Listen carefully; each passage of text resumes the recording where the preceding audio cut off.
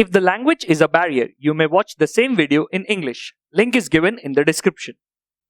Hello students, दीपक tuition centre के YouTube channel में आपका स्वागत है।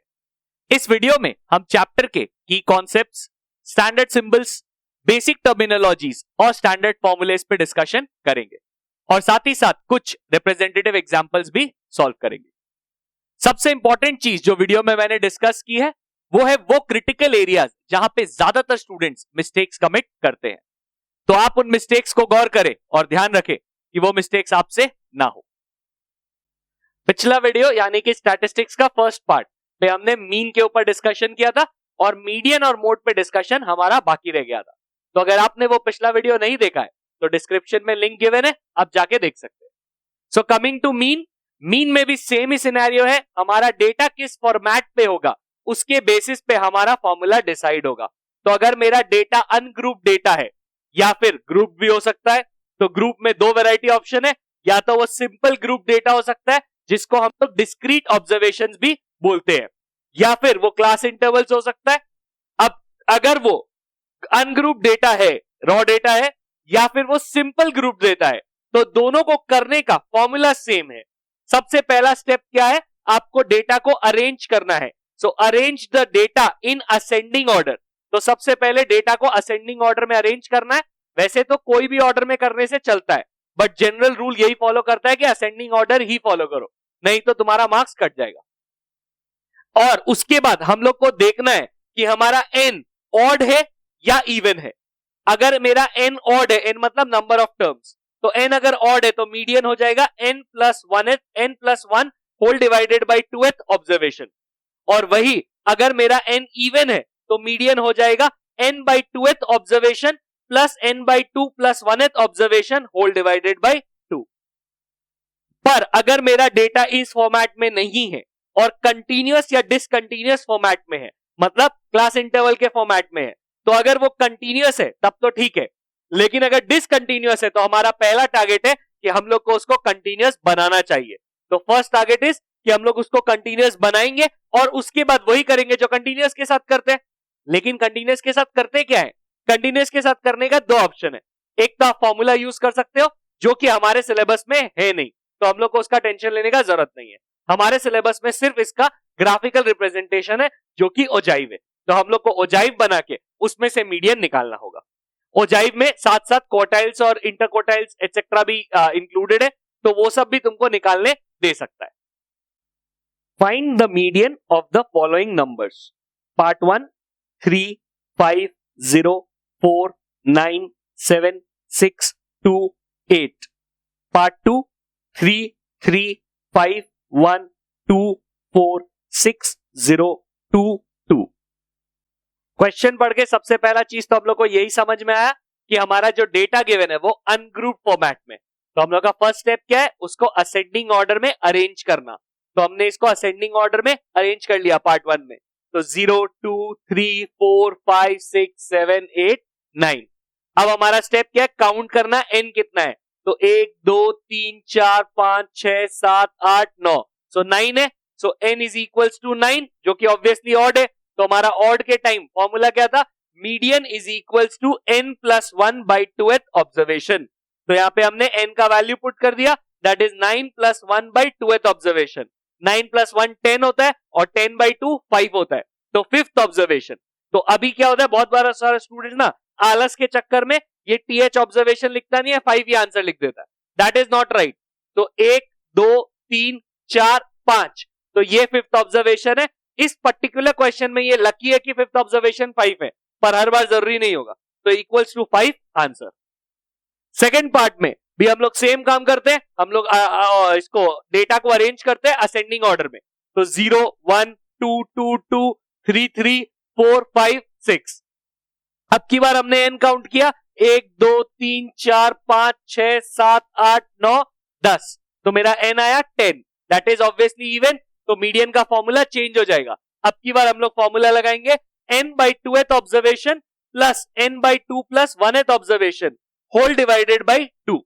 n का वैल्यू 10 है, तो 10 by 2th observation plus 10 by 2 plus 1th observation whole divided by 2। 10 by 2 obviously 5 होता है, तो 5th observation plus 10/2 that is 5, 5 + 1 6, तो 6th observation whole divided by 2।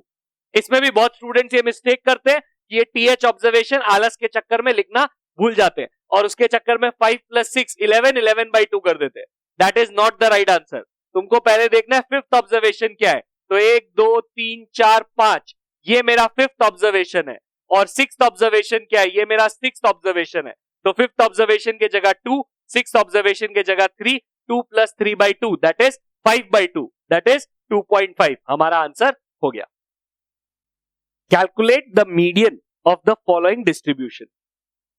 Weight in grams 46, 48, 50, 52, 53, 54, 55. Number of students 7, 5, 8, 12, 10, 2, 1. इस सम का जो डेटा है वो है हमारा सिंपल ग्रुप डेटा, जिसको हम लोग डिस्क्रीट ऑब्जर्वेशन भी बोलते हैं। तो इसमें हम लोग को क्या करना होता है, इसमें हम लोग को क्यूमुलेटिव फ्रीक्वेंसी कैलकुलेट करना होता है। तो पहले हम लोग क्वेश्चन का जो डिटेल्स है वो कॉपी कर लेते हैं, that is weight in gram, obviously ये हमारा x हो गया, और ये नंबर ऑफ स्टूडेंट्स हमारा फ्रीक्वेंसी हो गया। और अब हम लोग कैलकुलेट करेंगे क्यूमुलेटिव फ्रीक्वेंसी, मतलब फ्रीक्वेंसी को रेगुलर बेसिस पे ऐड करते जाएंगे। तो 7 का तो 7 ही होगा, फिर 7 + 5 12 होगा, 12 + 8 20 होगा, 20 + 12 32 होगा, 32 + 10 42, 42 + 2 44, 44 + 1 45। तो ये जो 45 है ये हमारा n हो गया। सो 45 इज बेसिकली n, तो हम लोग यहां लिख लेंगे देयरफॉर n इज 45, जो कि ऑब्वियसली ऑड है। तो ऑड के लिए हमारा फॉर्मूला होता है median equals to n + 1/2th observation.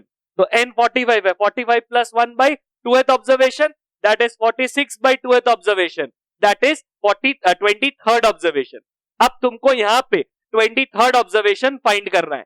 23rd observation find करने का टेक्निक क्या है, क्यूमुलेटिव फ्रीक्वेंसी में 23 के जस्ट बाद कौन सा नंबर आया है। तो जैसे 7 23 के बाद नहीं है, 12 23 के बाद नहीं है, 20 23 के बाद नहीं है, 32 आया है।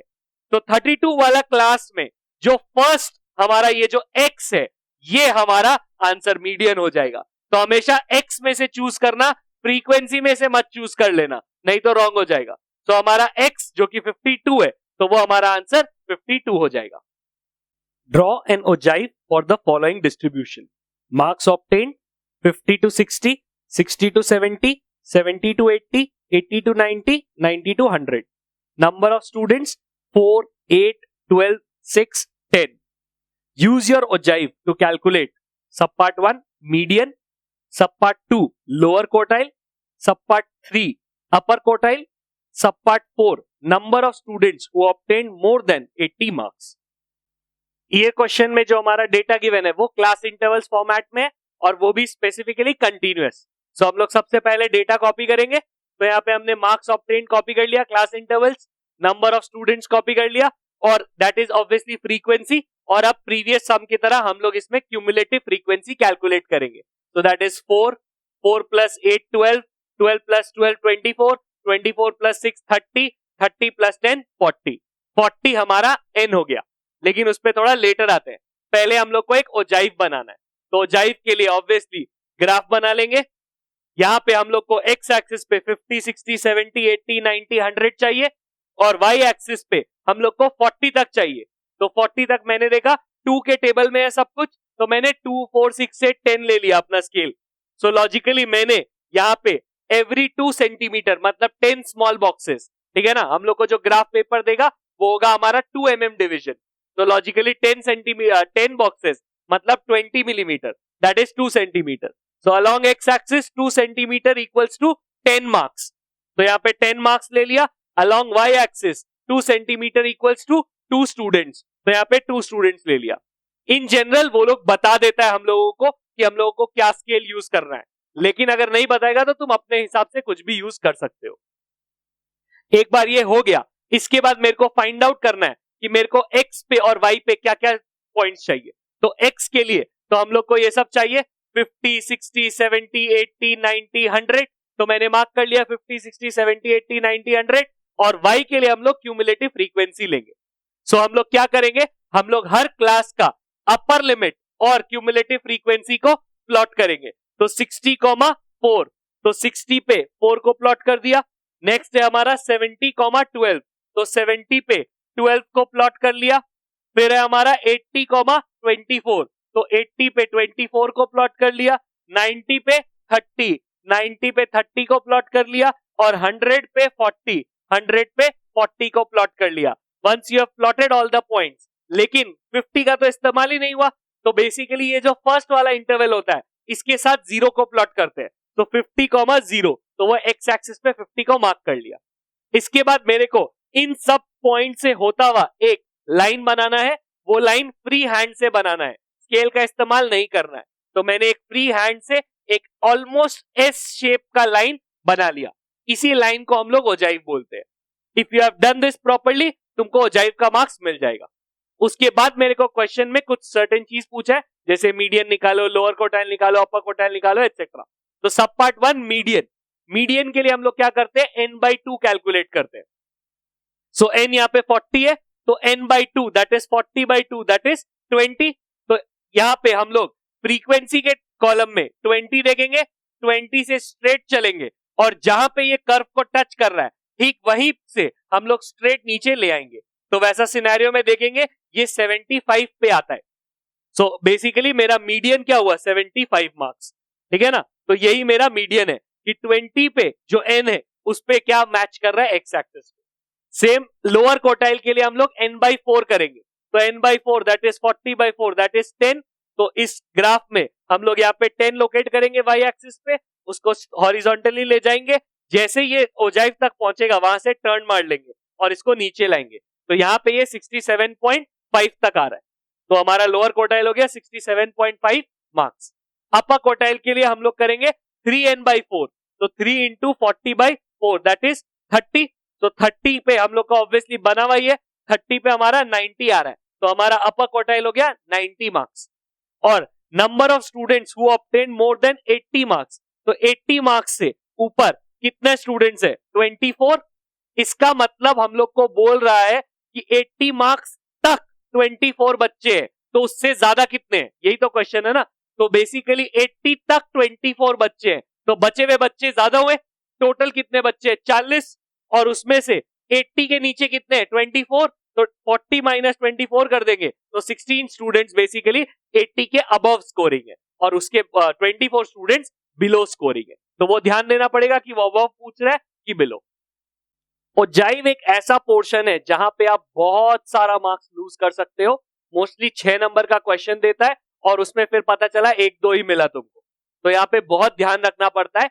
ग्राफ का, कोई भी ग्राफ का बेसिक डिटेल्स फॉलो करना पड़ता है। मतलब ओरिजिन लिखा होना चाहिए, एक्स वाई, एक्स एक्सिस पे क्या लिया है तुमने, वाई एक्सिस पे क्या लिया है तुमने, इतना तो लीस्टली मेंशन होना चाहिए।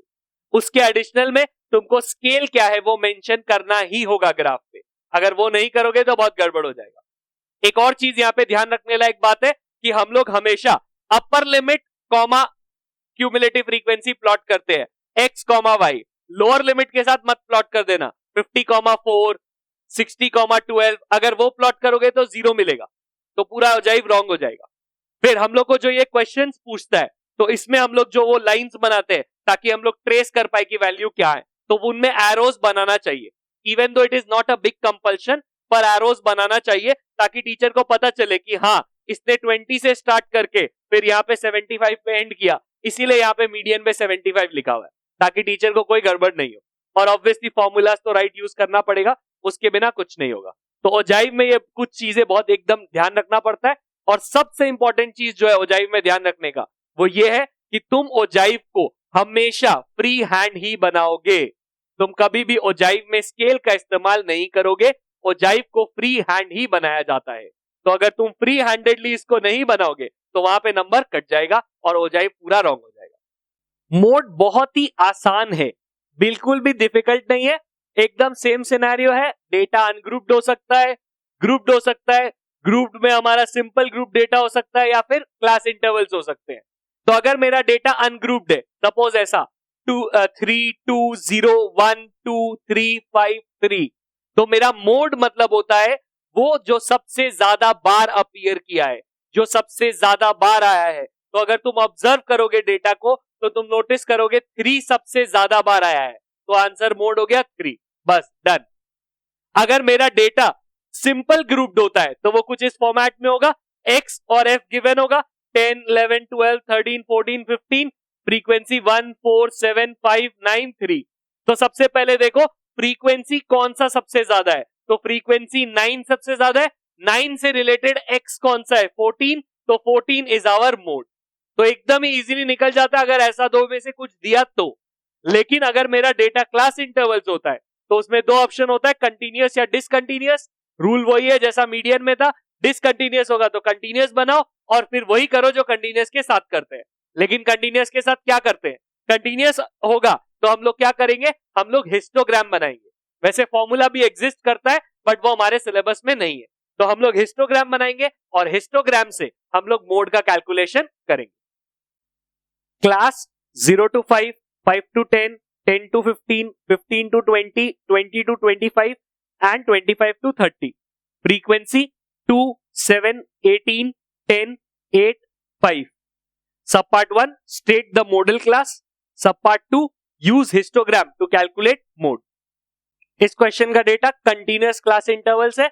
इसमें ऑब्वियसली हम लोग को क्वेश्चन को कॉपी करने का जरूरत नहीं है, ये तो जस्ट मैंने तुमको दिखाने के लिए बना दिया है, इसका कोई रिक्वायरमेंट नहीं है। हमसे दो सवाल पूछा है, पहला स्टेट द मॉडल क्लास।